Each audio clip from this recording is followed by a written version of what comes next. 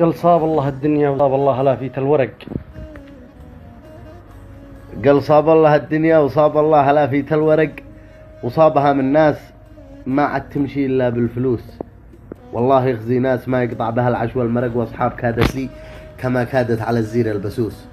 ما يركب الأمواج إلا من عرف طعم الغرق، وما ينال العز إلا من عرف حر الشموس. بعض البشر ما تاكل إلا بعد ما تنزف عرق، ما تسأل أحد شي وهم هولا عزيزين النفوس. صاحب عيال الناس واحذر من مواخاة الطرق، وابعد 100 خطوة من الشخص الذي يحلف غموس.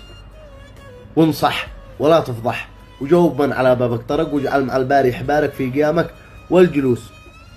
وادعي وقل يا من لموسى قام بحرك وافترق، فرج على عبدك وضحك صاحب الوجه العبوس. وافتح مع الأيام صفحة كل ما صبحك شرق، واجعل خطأ ماضيك يشرح لك في الحاضر دروس. سلام.